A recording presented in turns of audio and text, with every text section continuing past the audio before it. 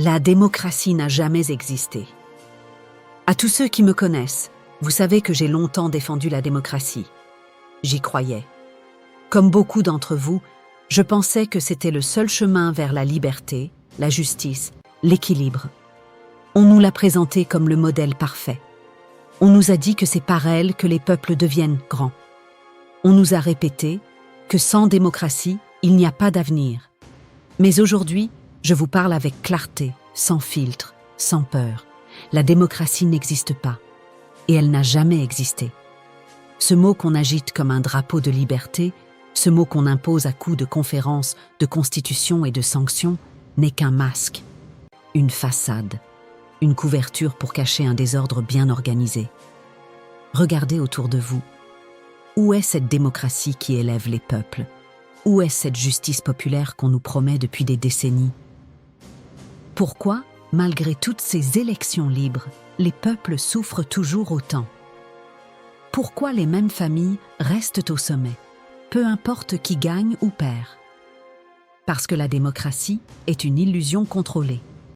Elle donne l'impression au peuple de choisir, mais en réalité, tout est déjà décidé. Les jeux sont faits, les cartes sont truquées, et ceux qui tirent les ficelles ne sont ni africains, ni élus. Ils sont ailleurs, loin, mais leurs mains sont dans nos affaires. Ce système n'est pas fait pour nous.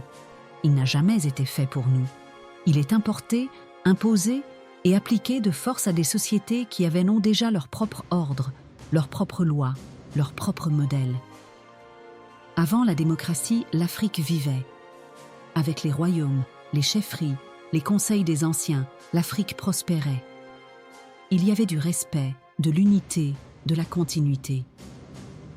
Regardez l'empire du Mali sous Soundiata Keïta ou Mansa Moussa. Stabilité, puissance, richesse.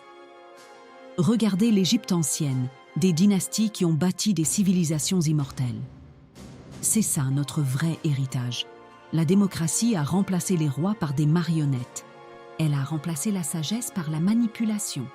Elle a détruit les repères ancestraux et les a remplacés par un chaos organisé. Et maintenant, on s'étonne que l'Afrique tourne en rond, on s'étonne que nos jeunes fuient, que nos ressources soient pillées, que nos pays soient ingouvernables. Il est temps de dire la vérité. L'Afrique a besoin de stabilité, pas d'alternance sans fondement. L'Afrique a besoin de leaders enracinés, pas de candidats de circonstances. L'Afrique a besoin de dynasties solides, de traditions respectées, de valeurs restaurées. Cela ne veut pas dire un retour aveugle au passé, non. Cela veut dire retrouver l'essence de ce que nous sommes. Cela veut dire bâtir notre avenir sur nos fondations, pas sur celles des autres. Je sais que ce discours dérange. Je sais que certains vont crier au scandale, au retour de la tyrannie. Mais qu'est-ce qui est pire? Une autorité stable et légitime? Ou une fausse liberté contrôlée par l'étranger? La vérité fait mal, mais elle est claire. Et aujourd'hui, je choisis de parler vrai. Pas pour plaire, mais pour réveiller.